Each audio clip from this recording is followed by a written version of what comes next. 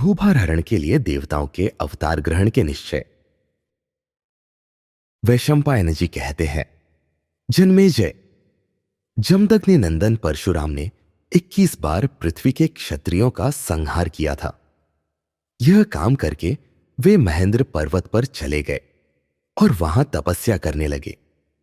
क्षत्रियों का संहार हो जाने पर क्षत्रियों की वंश रक्षा तपस्वी, त्यागी, संयमी ब्राह्मणों के द्वारा हुई।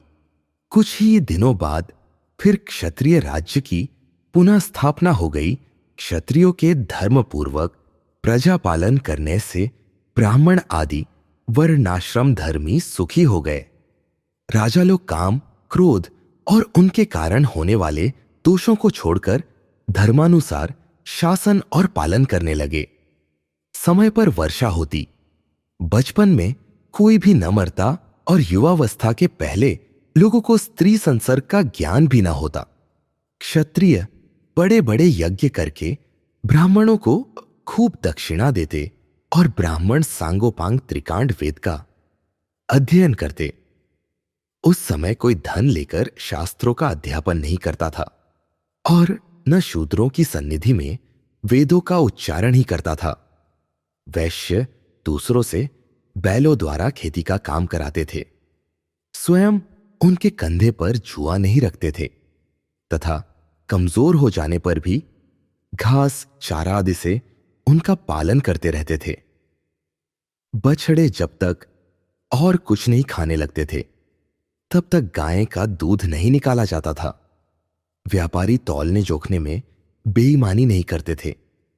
सभी लोग अपने वर्ण और आश्रम आदि के अधिकारानुसार अपना अपना काम करते थे। धर्म हानि का तो कोई प्रसंग ही नहीं आता था। गांव और स्त्रियों को उचित समय पर ही बच्चे होते थे। यहां तक कि लता और वृक्ष भी ऋतुकाल में ही फलते फूलते थे। उस समय सत्य युग था। जिस समय इस प्रकार आनंद छा रहा था, उसी समय क्षत्रियों में राक्षस उत्पन्न होने लगे। उस समय देवताओं ने युद्ध में दैत्यों को बार बार हराया और ऐश्वर्य से च्युत कर दिया।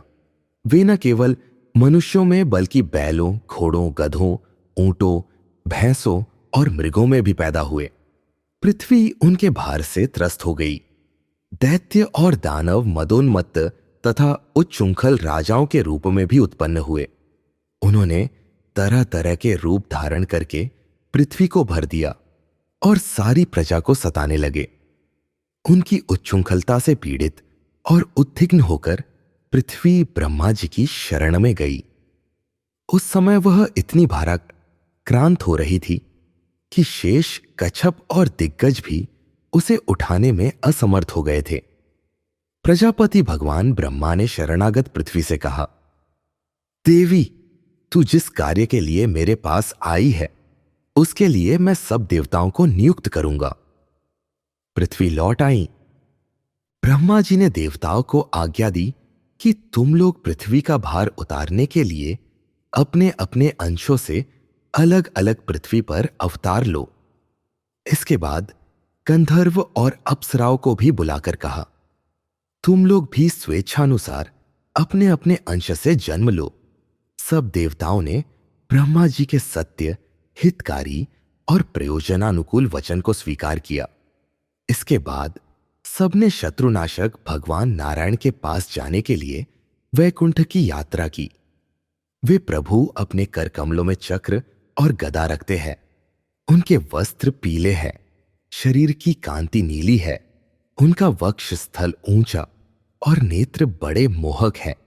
उनके वक्ष स्थल पर श्रीवत्स का चिन्ह है। वे सर्वशक्तिमान तथा सबके स्वामी हैं। सभी देवता उनकी पूजा करते हैं।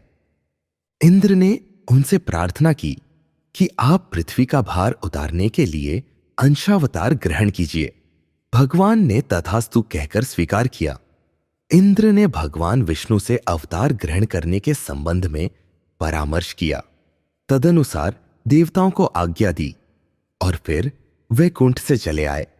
अब देवता लोग प्रजा के कल्याण और राक्षसों के विनाश के लिए क्रमशः पृथ्वी पर अवतीर्ण होने लगे।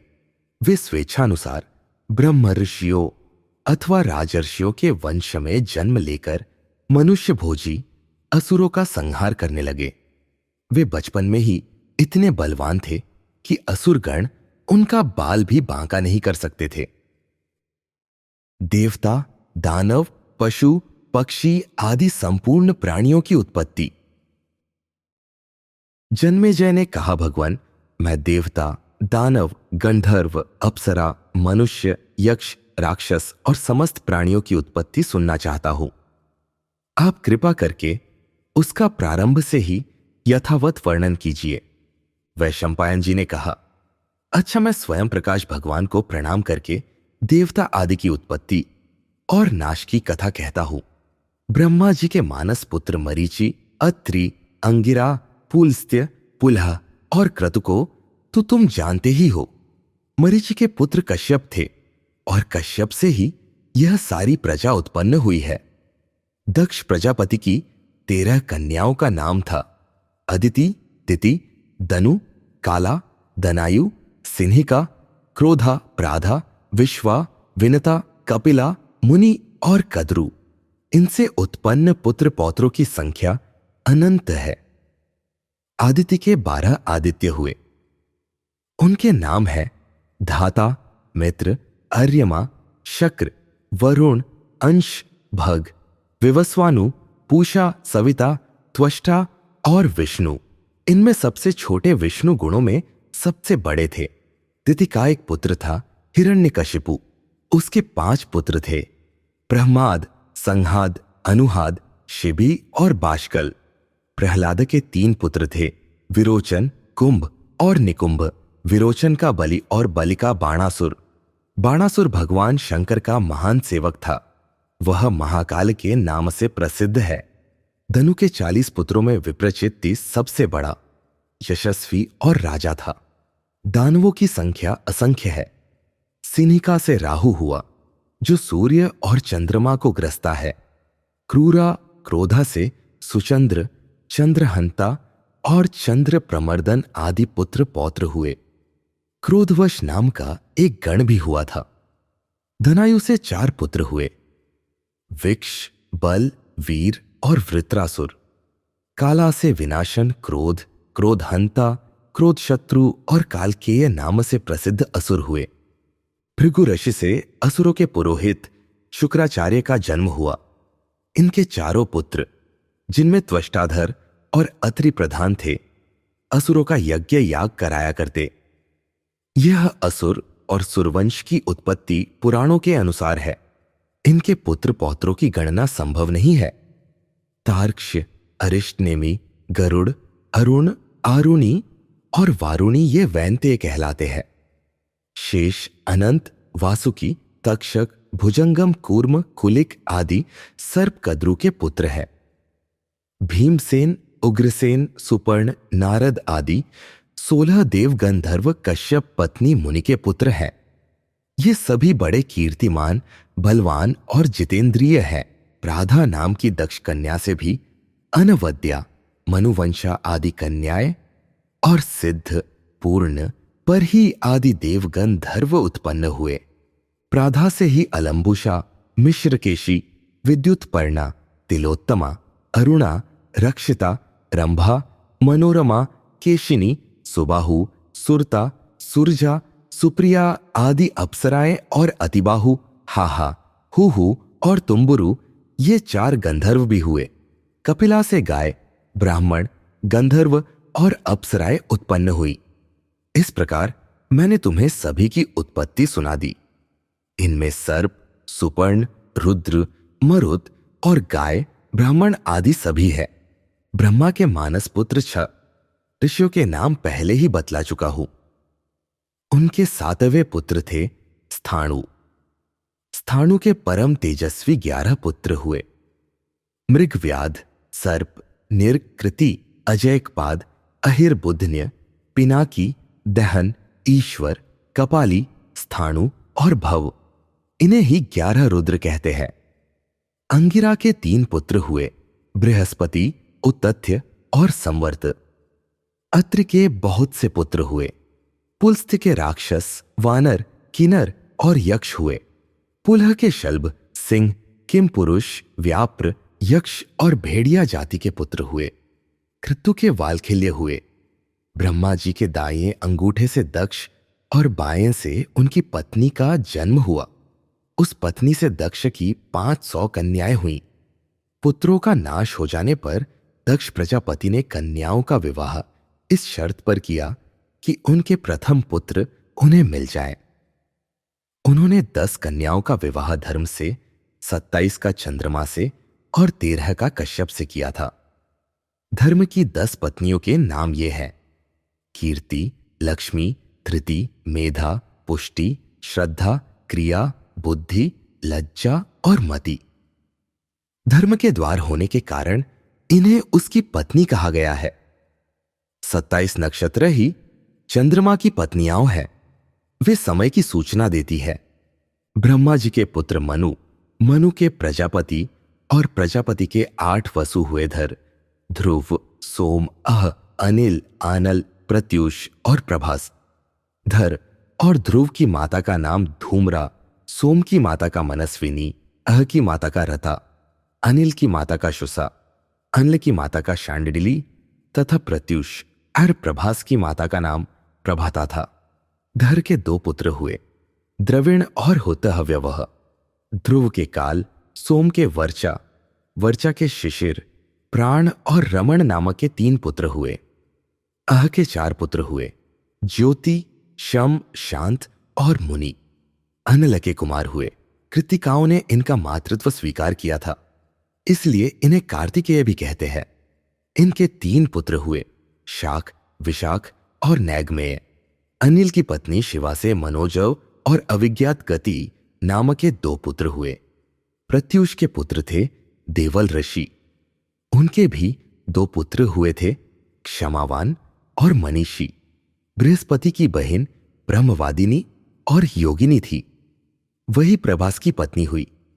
उसी से देवताओं के कारीगर विश्वकर्मा का जन्म हुआ। उन्होंने ही देवताओं के भूषण और विमानों का निर्माण किया है। मनुष्य भी उन्हीं की कारीगरी के आधार पर अपनी जीविका करते हैं। भगवान धर्म ब्रह्मा जी के दाहिने स्तन से मनुष्य रूप में प्रकट हुए थे। उनके 3 पुत्र हुए, शम, काम और हर्ष। उनकी पत्नियों का क्रमशः नाम था प्राप्ति, रथी और नंदा। सूर्य की पत्नी बड़वा घोड़ी से अश्विनी कुमारों का जन्म हुआ। अदिति के 12 पुत्रों की गणना की जा चुकी है। इस प्रकार 12 आदित्य, 8 बसु, 11 रुद्र, प्रजापति और वशत्कार, ये मुख्य 33 देवता होते हैं। इनके गण भी हैं, जैसे रुद्रगण, साध्यगण, मरुदगण, वसुगण, भार्गवगण और विश्वेदेवगण। गरुड़, अरुण और बृहस्पति की गणना आदित्यों में ही की जाती है।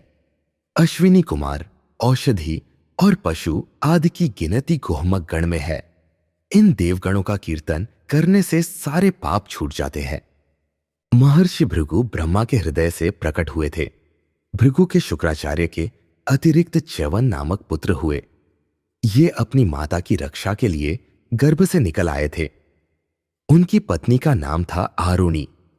उसकी जांघ से औरव का जन्म हुआ। औरव के रचिक और रचिक के जमदग्नि हुए। जमदग्नि के 4 पुत्रों में परशुराम जी सबसे छोटे थे, परंतु गुणों में सबसे बड़े। वे शास्त्र कुशल तो थे ही, शस्त्र कुशल भी थे। उन्होंने ही क्षत्रिय कुल का नाश किया था। ब्रह्मा के 2 पुत्र और भी थे, धाता और विधाता। वे मनु के साथ रहते हैं। कमलों में निवास करने वाली लक्ष्मी उन्हीं की बहन है। शुक्र की पुत्री देवी वरुण की पत्नी हुई। उसके पुत्र का नाम हुआ बल और पुत्री का सुरा। जब प्रजा अन्न के लोभ से एक दूसरे का हक खाने लगी, तब उस सुरा से ही अधर्म की उत्पत्ति हुई, जो समस्त प्राणियों का नाश कर देता है। अधर्म की पत्नी का नाम था निर्कृति। उसके 3 बड़े भयंकर पुत्र थे, भय, महाभय और मृत्यु।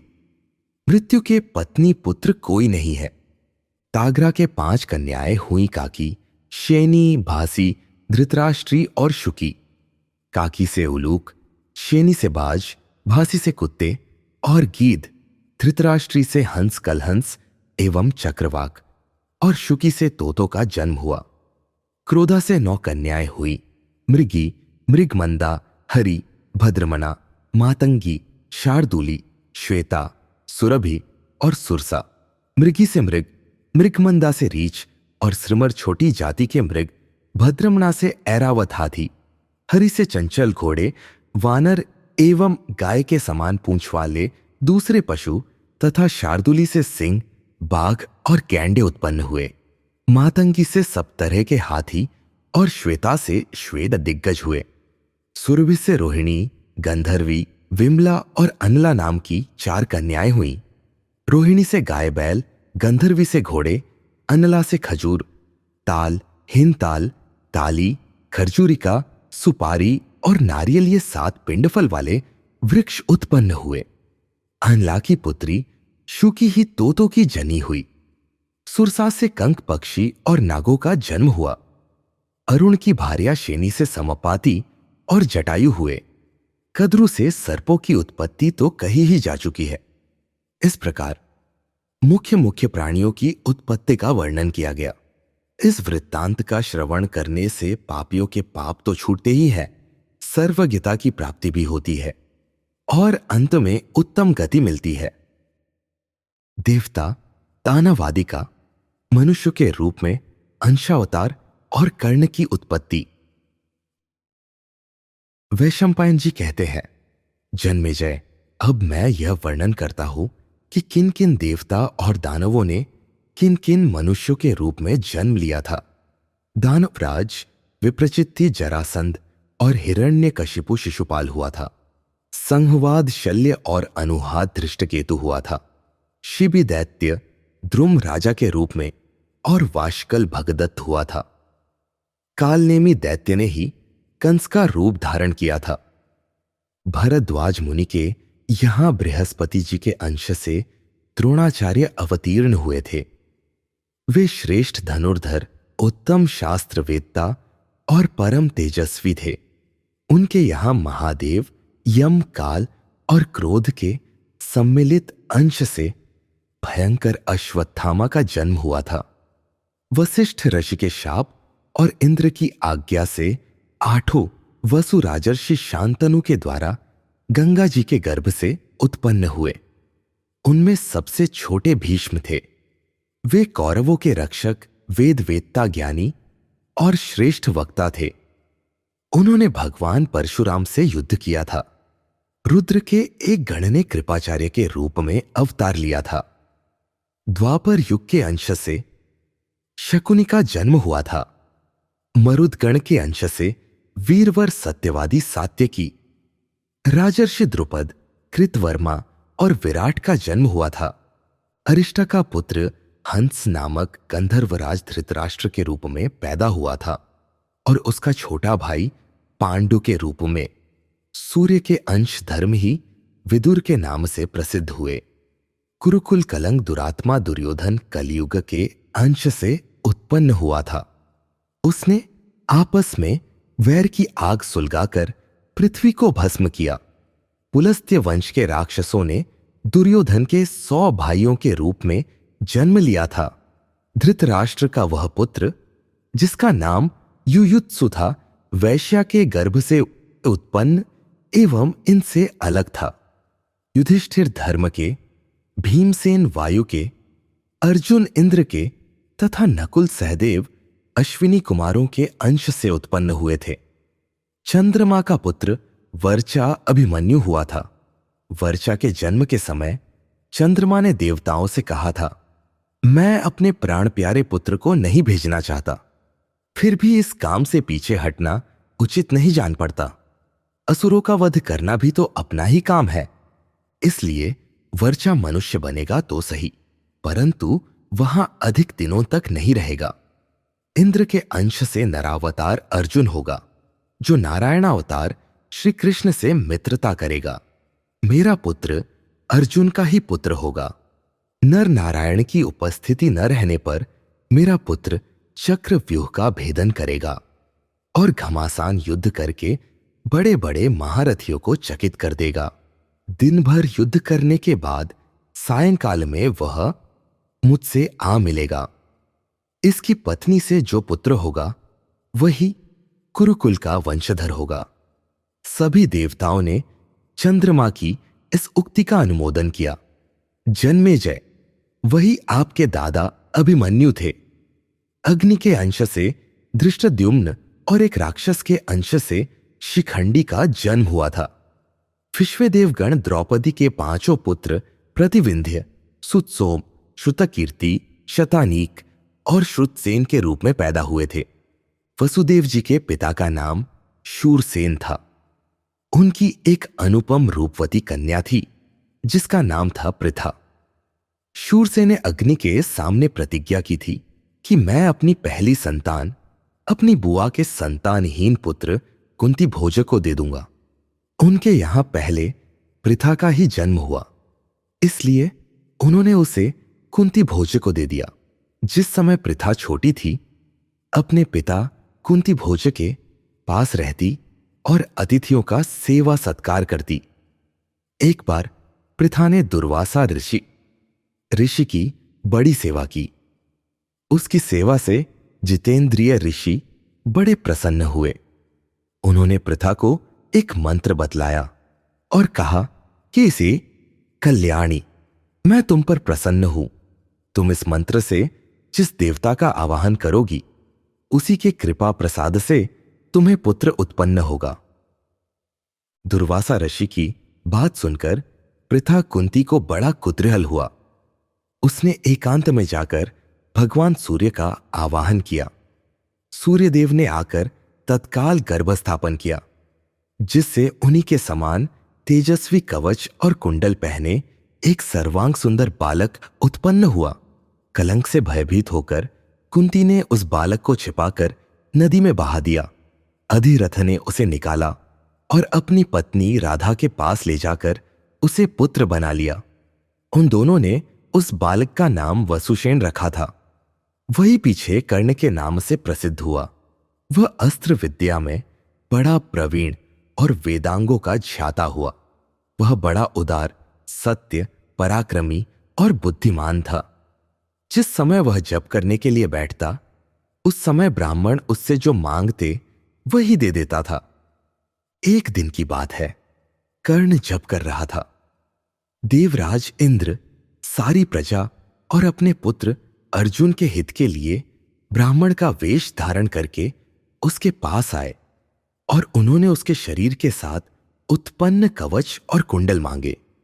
कर्ण ने अपने शरीर से चिपके कवच को उधेड़कर और कुंडल उतारकर दे दिए। उसकी इस उदारता से प्रसन्न होकर इंद्र ने एक शक्ति दी और कहा, हे अजित, तुम यह शक्ति देवता, असुर, मनुष्य, गंधर्व, सर्प, राक्षस अथवा जिस किसी पर चलाओगे उसका तत्काल नाश हो जाएगा। तभी से वह वैकर्तन के नाम से प्रसिद्ध हुआ। वह श्रेष्ठ योद्धा, दुर्योधन का मंत्री, सखा और श्रेष्ठ महापुरुष था और सूर्य के अंश से उत्पन्न हुआ था। देवाधिदेव सनातन पुरुष नारायण भगवान के अंश से वासुदेव श्री कृष्ण अवतीर्ण हुए। महाबली बलदेव जी शेष के अंश थे। सनत कुमार जी प्रद्युम्न हुए। यदुवंश में और भी बहुत से देवता मनुष्य के रूप में अवतीर्ण हुए थे। इंद्र के आज्ञानुसार अप्सराओं के अंश से 16,000 स्त्रियां उत्पन्न हुई थीं। राजा भीष्मक की पुत्री रुक्मिणी के रूप में लक्ष्मी जी और द्रुपद के यहां यज्ञ कुंड से द्रौपदी के रूप में इंद्राणी उत्पन्न हुई थी। कुंती और माद्री के रूप में सिद्धि और धृति का जन्म हुआ था। वे ही पांडवों की माता हुईं। मति का जन्म राजा सुबल की पुत्री गांधारी के रूप में हुआ था। इस प्रकार देवता, असुर, गंधर्व, अप्सरा और राक्षस अपने अपने अंश से मनुष्य के रूप में उत्पन्न हुए थे। दुष्यंत और शकुंतला का गांधर्व विवाह। जन्मेजय ने कहा, भगवान, मैंने आपके श्रीमुख से देवता, दानव आदि के अंशों द्वारा अवतरित होने की कथा सुन ली। अब आपकी पूर्व सूचना के अनुसार कुरुवंश का श्रवण करना चाहता हूं। वैशंपायन जी ने कहा, जन्मेजय, पुरुवंश का प्रवर्तक था परम प्रतापशाली राजा दुष्यंत। समुद्र से घिरे हुए बहुत से प्रदेश और म्लेच्छों के देश भी उसके अधीन थे। वह अपनी प्रजा का पालन शासन बड़ी योग्यता के साथ करता था। उसके राज्य में वर्ण संकर नहीं थे। खेती और खानों के लिए प्रयत्न नहीं करना पड़ता था। पाप तो कोई करता ही नहीं था। सभी धर्म के प्रेमी थे, इसलिए धर्म और अर्थ दोनों ही स्वतः प्राप्त थे। चोर, भूख अथवा रोग का भय बिल्कुल नहीं था। सभी लोग अपने अपने धर्म में संतुष्ट थे और राजाश्रय में निर्भय रहकर निष्काम धर्म का पालन करते थे। समय पर वर्षा होती थी, अन्न सरस होते थे और पृथ्वी सब प्रकार के रत्न और पशुधन से परिपूर्ण थी। ब्राह्मण कर्मनिष्ठ थे और छल कपट पाखंड की छाया भी उन्हें नहीं छूती थी। दुष्यंत स्वयं एक बलवान युवक था। उसकी शक्ति इतनी अद्भुत थी कि वह वन उपवन सहित मंदराचल को उखाड़कर धारण कर सकता था। वह गदा युद्ध के प्रक्षेप, विक्षेप, परिक्षेप और अभिक्षेप चारों प्रकारों में और शस्त्र विद्या में बड़ा ही निपुण था। घोड़े और हाथी की सवारी में कोई उसका सानी नहीं था। वह विष्णु के समान बलवान, सूर्य के समान तेजस्वी, समुद्र के समान अक्षोभ्य और पृथ्वी के समान क्षमाशील था। नागरिक और देशवासी प्रेम से उसका सम्मान करते और वह धर्म बुद्धि से सबका शासन करता। एक दिन की बात है, महाबाहु राजा दुष्यंत अपनी चतुरंगिणी सेना के साथ किसी गहन वन में जा पहुंचा। उसे पार करने पर उसे एक मनोहर आश्रम युक्त उपवन मिला। यह उपवन बड़ा ही सुंदर था। वहां के वृक्ष खिले हुए पुष्पों से लद रहे थे। दूरवादलों से पृथ्वी हरी भरी हो रही थी। सुंदर सुंदर पक्षी मधुर स्वरों से चहक रहे थे। कहीं कोकिलों की कुहू कुहू तो कहीं भौरों की गुंजार। राजा दुष्यंत उपवन की शोभा देख ही रहा था कि उसकी दृष्टि उस मनोरम आश्रम पर पड़ी। उस आश्रम में स्थान स्थान पर अग्निहोत्र की ज्वालाएं प्रचलित हो रही थी। वालखिल्य आदि ऋषि, यज्ञशाला, पुष्प और जलाशयों के कारण उसकी अद्भुत शोभा हो रही थी। सामने ही मालिनी नदी बह रही थी, जिसका जल बड़ा स्वादिष्ट था। अनेकों ऋषि मुनि आसन लगाए ध्यान मग्न थे। ब्राह्मण देवताओं की पूजा कर रहे थे। राजा को ऐसा मालूम हुआ मानो मैं ब्रह्मलोक में खड़ा हूं। दुष्यंत के नेत्र और मन वन की छटा देखकर तृप्त नहीं होते थे। इस प्रकार राजा दुष्यंत ने सब देखते सुनते काश्यप गोत्रीय कण्व ऋषि के एकांत और मनोहर आश्रम में मंत्री और पुरोहितों के साथ प्रवेश किया।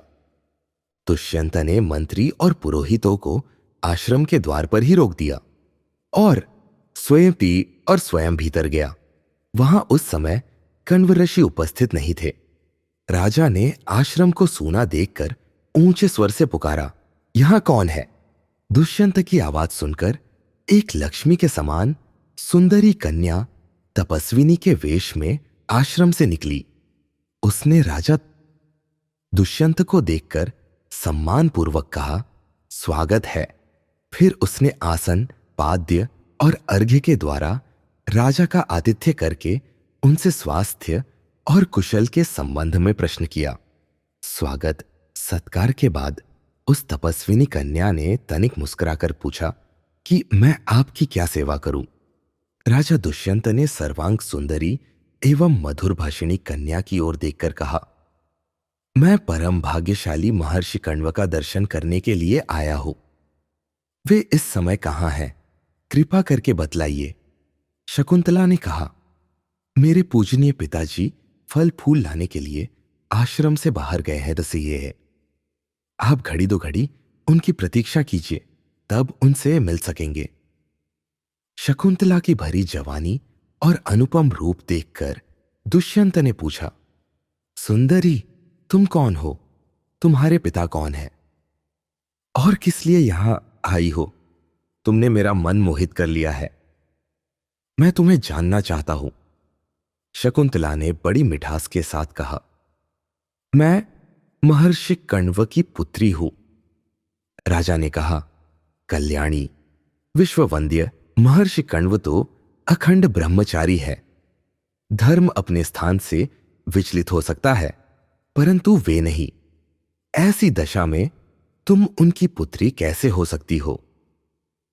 शकुंतला ने कहा, राजन, एक ऋषि के पूछने पर मेरे पूजनीय पिता कण्व ने मेरे जन्म की कहानी सुनाई थी। उससे मैं जान सकी हूं कि जिस समय परम प्रतापी विश्वामित्र जी तपस्या कर रहे थे, उस समय इंद्र ने उनके तप में विघ्न डालने के लिए मेनका नामक की अप्सरा भेजी थी। उसी के संयोग से मेरा जन्म हुआ। माता मुझे वन में छोड़कर चली गई। तब शकुन तो पक्षियों ने सिंह, व्याप्र आदि भयानक जंतुओं से मेरी रक्षा की थी, इसलिए मेरा नाम शकुंतला पड़ा। महर्षि कण्व ने वहां से उठा लाकर मेरा पालन पोषण किया। शरीर का जनक, प्राणों का रक्षक और अन्नदाता, ये तीनों ही पिता कहे जाते हैं। इस प्रकार मैं महर्षि कण्व की पुत्री हूं। दुष्यंत ने कहा, कल्याणी, जैसा तुम कह रही हो, तुम ब्राह्मण कन्या नहीं राजकन्या हो, इसलिए तुम मेरी पत्नी हो जाओ। सुंदरी, तुम गांधर्व विधि से मुझसे विवाह कर लो। राजाओं के लिए गांधर्व विवाह सर्वश्रेष्ठ माना गया है। शकुंतला ने कहा, मेरे पिताजी इस समय यहां नहीं है। आप थोड़ी देर तक प्रतीक्षा कीजिए, वे आकर मुझे आपकी सेवा में समर्पित कर देंगे। दुष्यंत ने कहा, मैं तुम्हें चाहता हूं, यह भी चाहता हूं कि तुम मुझे स्वयं वरण कर लो। मनुष्य स्वयं ही अपना हितैषी और जिम्मेवार है। तुम धर्म के अनुसार स्वयं ही मुझे अपना दान करो। शकुंतला ने कहा, राजन, यदि आप इसे ही धर्म पद समझते हैं और मुझे स्वयं अपने को दान करने का अधिकार है, तो आप मेरी शर्त सुन लीजिए। मैं सच सच कहती हूं कि आप यह प्रतिज्ञा कर लीजिए, मेरे बाद तुम्हारा ही पुत्र सम्राट होगा और मेरे जीवन काल में ही वह युवराज बन जाएगा, तो मैं आपको स्वीकार कर सकती हूं। दुष्यंत ने बिना कुछ सोचे विचारे ही प्रतिज्ञा कर ली और गांधर्व विधि से शकुंतला का पाणी ग्रहण कर लिया।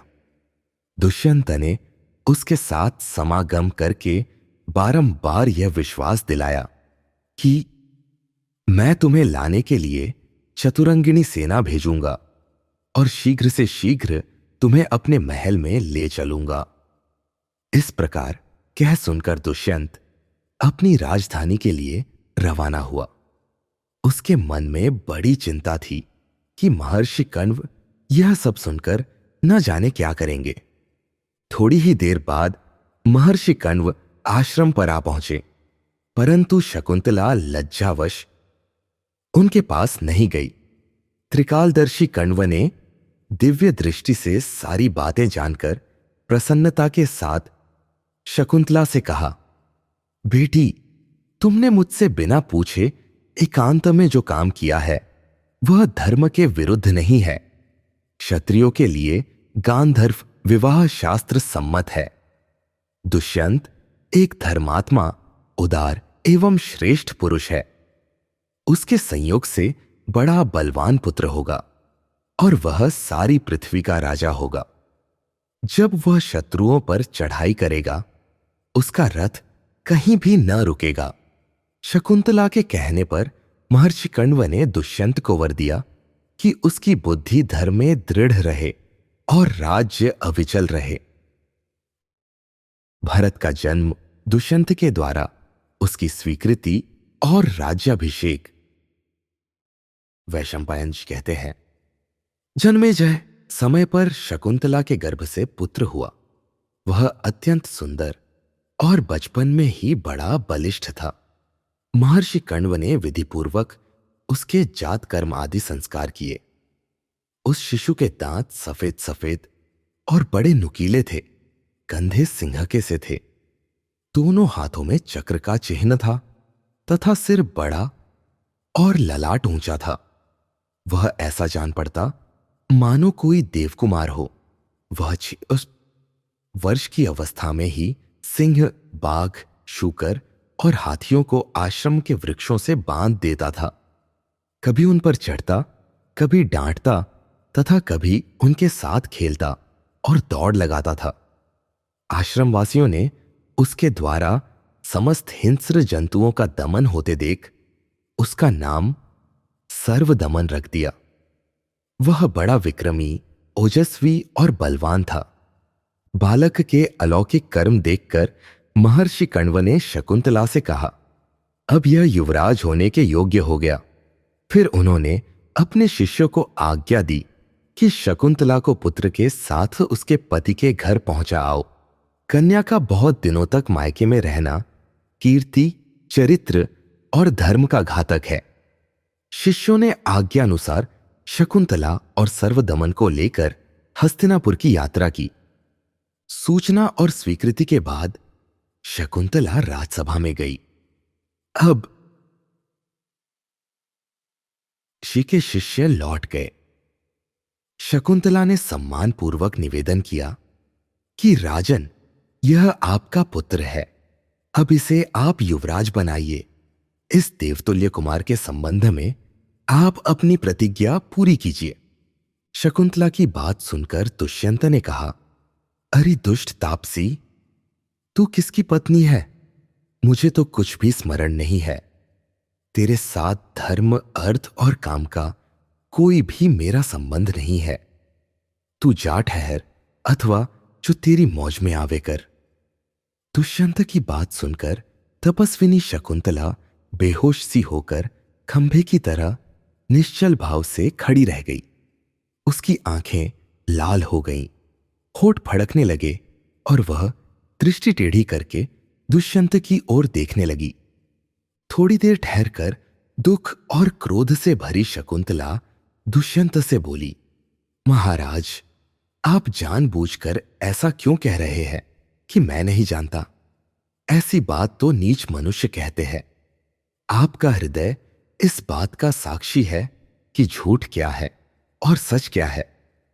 आप अपनी आत्मा का तिरस्कार मत कीजिए। हृदय पर हाथ रखकर सही सही कहिए। आपका हृदय कुछ और कह रहा है और आप कुछ और। यह तो बहुत बड़ा पाप है। आप ऐसा समझ रहे हैं कि उस समय मैं अकेला था, कोई गवाह नहीं है, परंतु आपको पता नहीं कि परमात्मा सबके हृदय में बैठा है। वह सबके पाप पुण्य जानता है और आप ठीक उसी के पास बैठकर पाप कर रहे हैं। पाप करके यह समझना कि मुझे कोई नहीं देख रहा है, घोर अज्ञान है। देवता और अंतर्यामी परमात्मा भी इन बातों को देखता और जानता है। सूर्य, चंद्रमा, वायु, अग्नि, अंतरिक्ष, पृथ्वी, जल, हृदय, यमराज, दिन, रात, संध्या, धर्म, ये सभी मनुष्य के शुभ अशुभ कर्मों को जानते हैं, जिस पर हृदय स्थित कर्म साक्षी क्षेत्रज्ञ परमात्मा संतुष्ट रहते हैं। यमराज उसके पापों को स्वयं नष्ट कर देते हैं, परंतु जिस पर अंतर्यामी संतुष्ट नहीं, यमराज स्वयं उसके पापों का दंड देते हैं। जो स्वयं अपनी आत्मा का तिरस्कार करके कुछ का कुछ कर बैठता है, देवता भी उसकी सहायता नहीं करते, क्योंकि वह स्वयं भी अपनी सहायता नहीं करता। मैं स्वयं आपके पास आई हूं, ऐसा समझकर आप मुझ पतिव्रता का तिरस्कार न करें। देखिए, आप अपनी आदरणीय पत्नी का तिरस्कार कर रहे हैं। आप भरी सभा में साधारण पुरुष के समान मेरा तिरस्कार कर रहे हैं। क्या मैं जंगल में रो रही हूं? सुनाई नहीं पड़ता? मैं कह देती हूं कि यदि आप मेरी उचित याचना पर ध्यान नहीं देंगे तो आपके सिर के सैकड़ों टुकड़े हो जाएंगे। पतली के द्वारा पुत्र के रूप में स्वयं पति का ही जन्म होता है। इसलिए प्राचीन विद्वानों ने पत्नी को जाया कहा है। सदाचार संपन्न पुरुषों की संतान पूर्वजों को और पिता को भी तार देती है। इसी से संतान का नाम पुत्र है। पुत्र से स्वर्ग और पौत्र से उसकी अनंतता प्राप्त होती है। प्रपौत्र से बहुत सी पीढ़ियां उतर जाती है। पत्नी उसे कहते हैं जो घर के कामकाज में चतुर हो, पुत्रवती हो, पति को प्राण के समान मानती हो और सच्ची पतिव्रता हो। पत्नी पति का अर्धांग है, उसका एक श्रेष्ठतम सखा है। पत्नी के द्वारा अर्थ, धर्म, काम की सिद्धि होती है और मोक्ष के पथ पर अग्रसर होने में उससे बड़ी सहायता मिलती है। पत्नी की सहायता से ही श्रेष्ठ कर्म होते हैं, गृहस्थी बनती है, सुख मिलता है और लक्ष्मी की प्राप्ति होती है। पत्नी ही एकांत में मधुरभाषी सखा, धर्म कार्य में पिता और दुख पड़ने पर माता का काम करती है।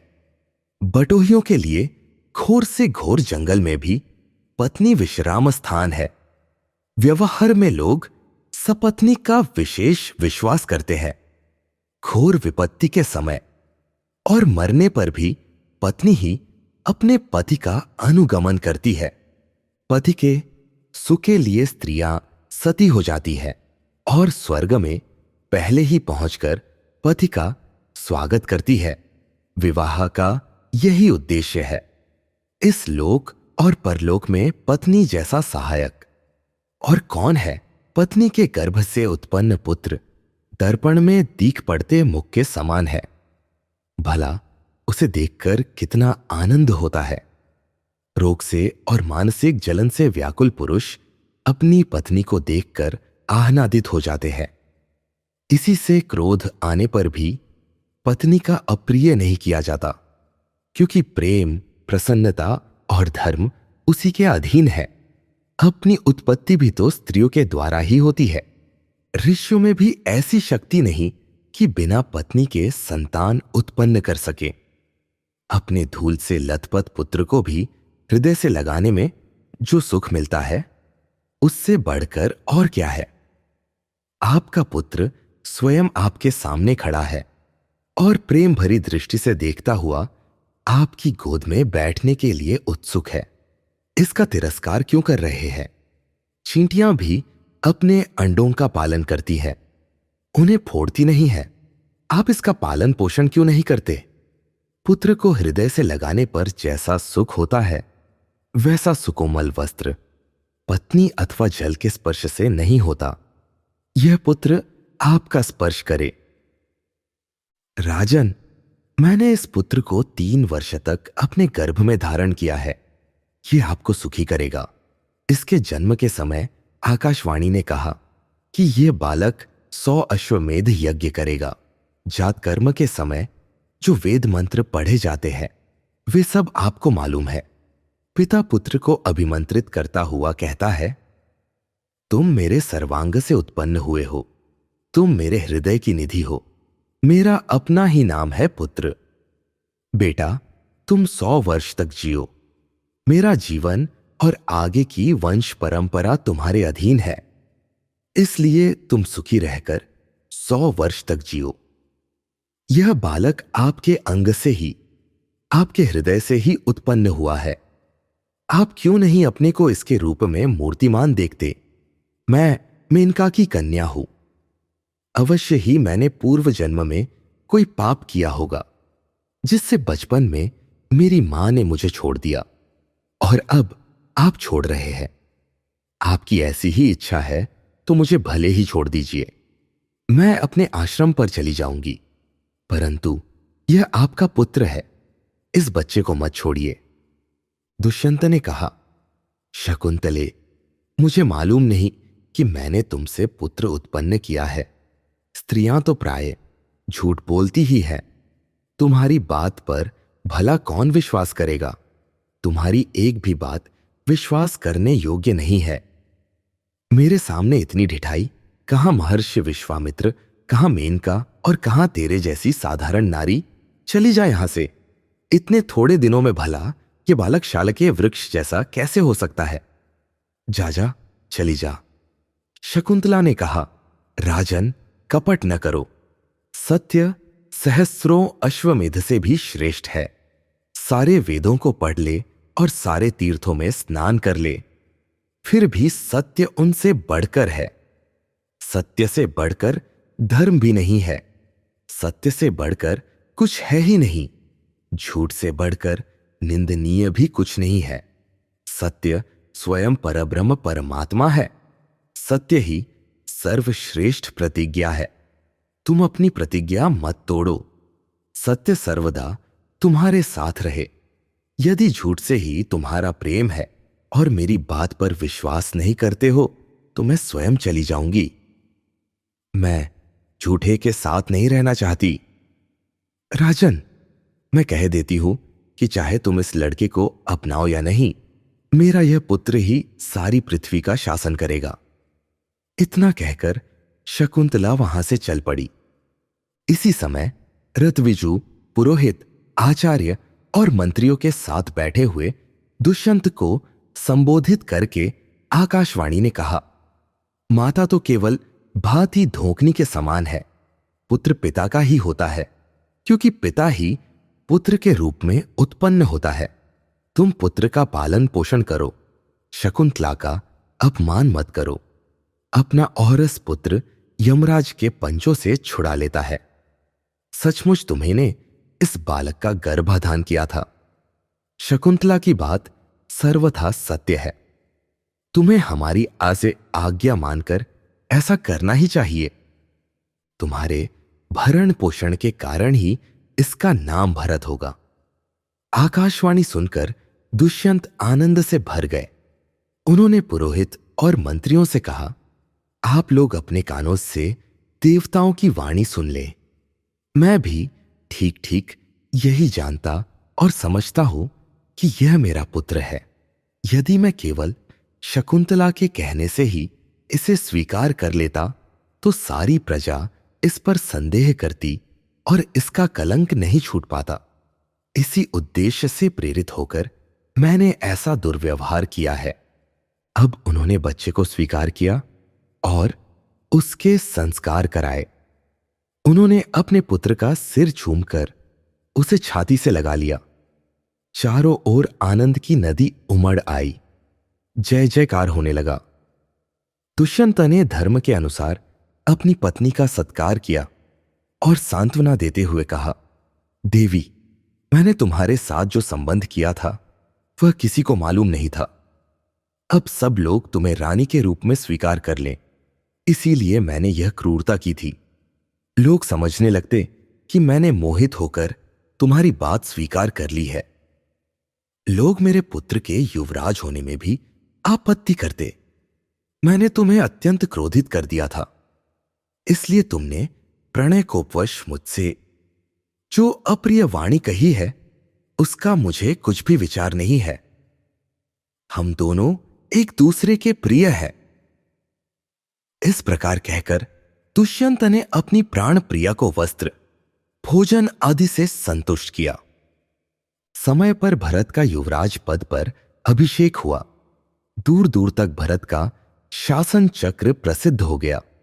उसने राजाओं को जीतकर वशवर्ती बना लिया और संत सम्मत धर्म का पालन करके अनुत्तम यश लाभ किया। वह सारी पृथ्वी का चक्रवर्ती सम्राट था। उसने इंद्र के समान अनेकों यज्ञ किए। महर्षि कण्व ने भरत से गोवितत नामक अश्वमेध यज्ञ कराया। उसमें यूं तो सभी ब्राह्मणों को दक्षिणा दी गई थी, परंतु महर्षि कण्व को सहस्र पद्म मोहरें दी गई थीं। भरत से ही इस देश का नाम भारत पड़ा और वे ही भरत वंश के प्रवर्तक हुए। उन्हीं के नाम से सभी पहले के और पीछे के राजा भारत नाम से प्रसिद्ध हुए। उनके वंश में अनेकों ब्रह्मज्ञानी राजर्षि हुए, जिनके नाम गिनाने भी कठिन है। मैं मुख्य मुख्य सत्यनिष्ठ और शीलवान राजाओं का ही वर्णन करता हूं। दक्ष प्रजापति से इह्याति तक वंश वर्णन। वैशंपायन जी कहते हैं, जन्मेजय, अब मैं भरत, कुरु, पुरु आदि के वंशों का वर्णन करता हूं। यह बड़ा ही पवित्र और कल्याणकारी है। ब्रह्मा के दाहिने अंगूठे से उत्पन्न दक्ष प्रजापति ही प्राचेतस दक्ष हुए। उन्हीं से सारी प्रजा उत्पन्न हुई। उन्होंने पहले अपनी पत्नी वीरणी के गर्भ से एक सहस्र पुत्र उत्पन्न किए थे। नारद मुनि ने उन्हें मोक्षप्रद ज्ञान का उपदेश करके विरक्त बना दिया। तब उन्होंने 50 कन्याएं उत्पन्न की। उन्होंने उनके प्रथम पुत्र को अपना बनाने की शर्त पर उनका विवाह किया। यह बात कही जा चुकी है कि उन्होंने कश्यप से 13 कन्याओं का विवाह किया था। कश्यप की श्रेष्ठ पत्नी अदिति से इंद्र और विवस्वान आदि पुत्र हुए थे। विवस्वानु के ज्येष्ठ पुत्र मनु थे और कनिष्ठ यमराज। मनु बड़े धर्मात्मा थे।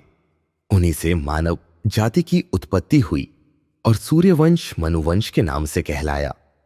ब्राह्मण, क्षत्रिय आदि सभी मानव कहलाते हैं। ब्राह्मणों ने सांग वेदों को धारण किया।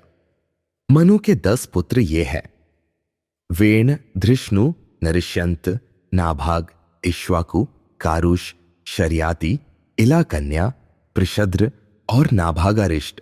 मनु के 50 पुत्र और भी थे, परंतु वे आपस की फूट के कारण लड़ मरे। इला से पुरूरवा नाम का पुत्र हुआ। इला पुरूरवा की माता और पिता दोनों ही थी। पुरूरवा समुद्र के 13 द्वीपों का शासक था। वह मनुष्य होने पर भी अमानुषिक भोग भोगता था।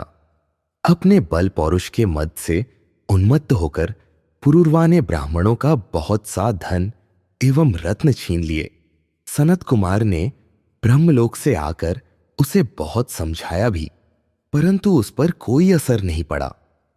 ऋषियों ने क्रोधित होकर शाप दिया और उसका नाश हो गया। यह वही पुरूरवा है जो स्वर्ग से 3 प्रकार की अति, अग्नि और उर्वशी अप्सरा को ले आया था। उसके उर्वशी के गर्भ से 6 पुत्र हुए: आयु, धीमानु, अमावसु, दृढ़ायु, बनायु और शतायु। आयु की पतली का नाम स्वरभानवी था। उसके 5 पुत्र हुए: नहुष, वृद्ध शर्मा, रजि, गय और आनेना। आयु के पुत्र नहुष बड़े बुद्धिमान और सच्चे वीर थे। उन्होंने धर्म के अनुसार अपने महान राज्य का शासन किया। उनके राज्य में सभी सुखी थे। चोर और लुटेरों का बिल्कुल भय नहीं था। उन्होंने अभिमानवश ऋषियों से पालकी ढुआई। यही उनके नाश का भी कारण हुआ।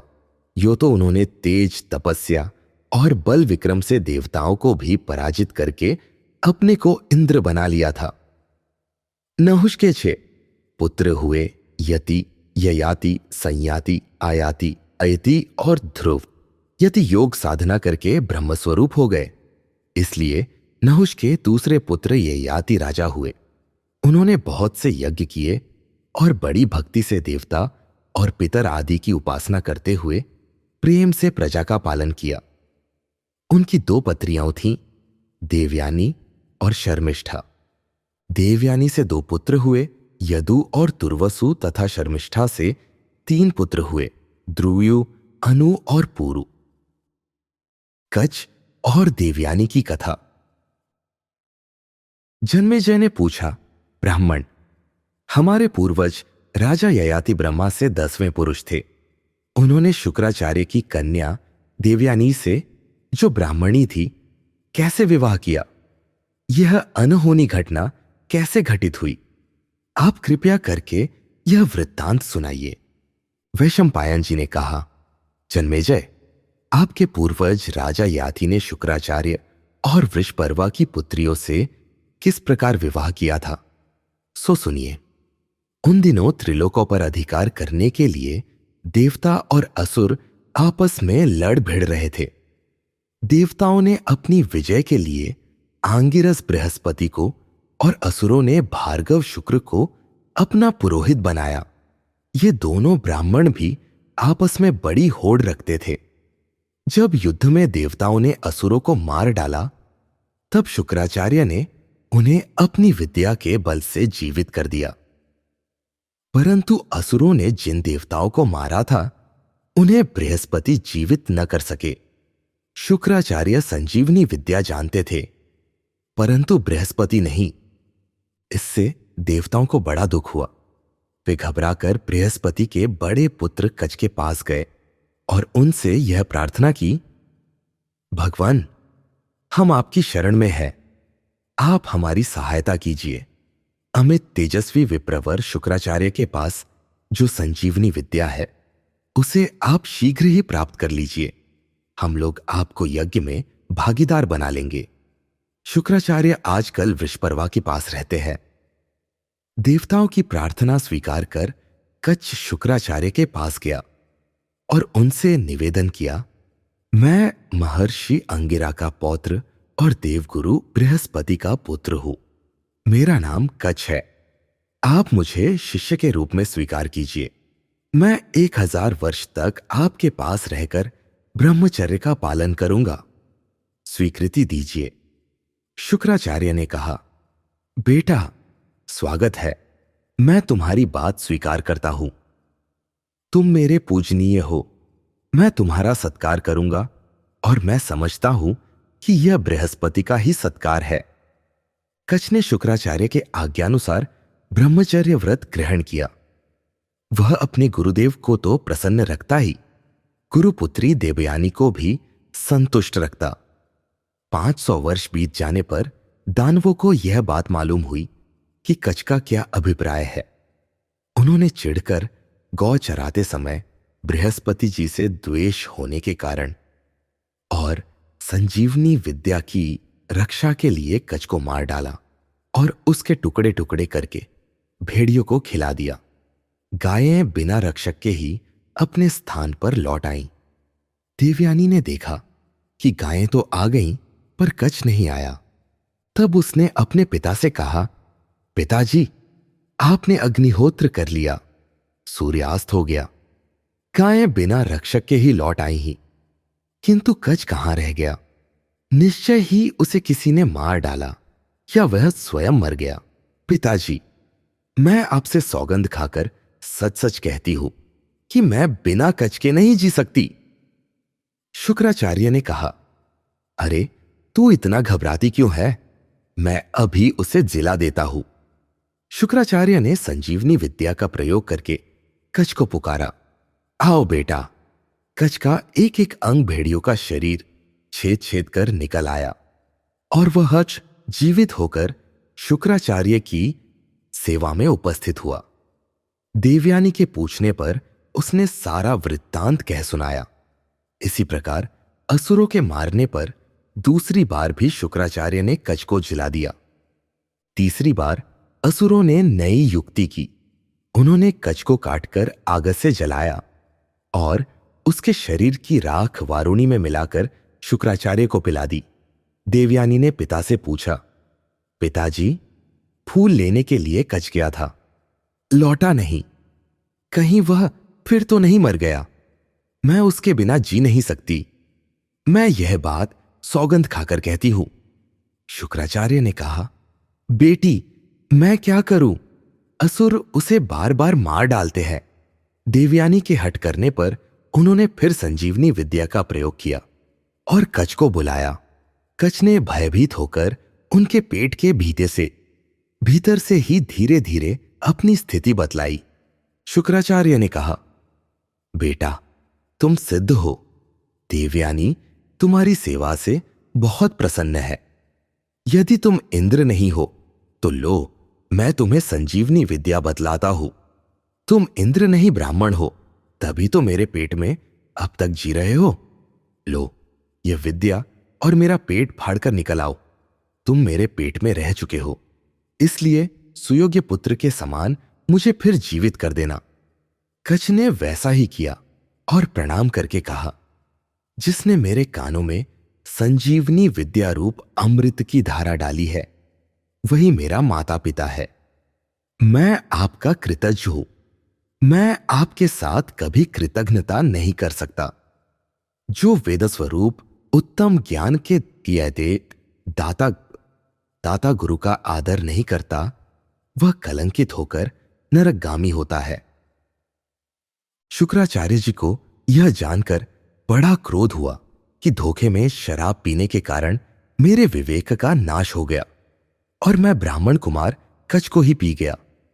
उन्होंने उस समय यह घोषणा की कि आज से यदि जगत जगत का कोई भी ब्राह्मण शराब पिएगा तो वह धर्म भ्रष्ट हो जाएगा और उसे ब्रह्म हत्या लगेगी। इस लोक में तो वह कलंकित होगा ही, उसका परलोक भी बिगड़ जाएगा। ब्राह्मणों, देवताओं और मनु की संतानों, सावधानी के साथ सुन लो। आज से मैंने ब्राह्मणों के लिए यह धर्म मर्यादा सुनिश्चित कर दी है। कच संजीवनी विद्या प्राप्त करके सहस्र वर्ष पूरे होने तक उन्हीं के पास रहा। समय पूरा होने पर शुक्राचार्य ने उसे स्वर्ग जाने की आज्ञा दे दी। जब कच वहां से चलने लगा तब देवयानी ने कहा, ऋषि कुमार, तुम सदाचार, कुलीनता, विद्या, तपस्या और जितेंद्रियता के उज्जवल आदर्श हो। मैं तुम्हारे पिता को अपने पिता के समान ही मानती हूं। मैंने गुरुगृह में रहते समय तुम्हारे साथ जो व्यवहार किया है उसे कहने की आवश्यकता नहीं। अब तुम स्नातक हो चुके हो। मैं तुमसे प्रेम करती हूं, तुम्हारी सेविका हूं। अब विधि पूर्वक तुम मेरा पाणी ग्रहण करो। कच ने कहा, बहन, भगवान शुक्राचार्य जैसे तुम्हारे पिता है वैसे ही मेरे भी। तुम मेरे लिए पूजनीय हो। जिस गुरुदेव के शरीर में तुम निवास कर चुकी हो उसी में मैं भी रह चुका हूं। तुम धर्म के अनुसार मेरी बहन हो। मैं तुम्हारे स्नेहपूर्ण वात्सल्य की छत्र छाया में बड़े स्नेह से रहा। मुझे घर लौट जाने की अनुमति और आशीर्वाद दो। कभी कभी पवित्र भाव से मेरा स्मरण करना और सावधानी के साथ मेरे गुरुदेव की सेवा करती रहना। देवयानी ने कहा, मैंने तुमसे प्रेम की भिक्षा मांगी है। यदि तुम धर्म और काम की सिद्धि के लिए मुझे अस्वीकार कर दोगे तो तुम्हारी संजीवनी विद्या सिद्ध नहीं होगी। कच ने कहा, बहन, मैंने गुरुपुत्री समझकर ही अस्वीकार किया है, कोई दोष देखकर नहीं। गुरुदेव ने भी मुझे इसके लिए कोई आज्ञा नहीं दी थी। तुम्हारी जो इच्छा हो शाप दे दो। मैंने तुमसे ऋषि धर्म की बात कही थी। मैं शाप के योग्य नहीं था। तुमने मुझे धर्म के अनुसार नहीं, काम के वश होकर शाप दिया है। जाओ, तुम्हारी कामना कभी पूरी नहीं होगी। कोई भी ब्राह्मण कुमार तुम्हारा पाणी ग्रहण नहीं करेगा। मेरी विद्या सिद्ध नहीं होगी। इससे क्या, मैं जिसे सिखाऊंगा उसकी विद्या सफल होगी। ऐसा कहकर कच स्वर्ग में गया। देवताओं ने अपने गुरु बृहस्पति और कच का अभिनंदन किया। कच को यज्ञ का भागीदार बनाया और यशस्वी होने का वर दिया।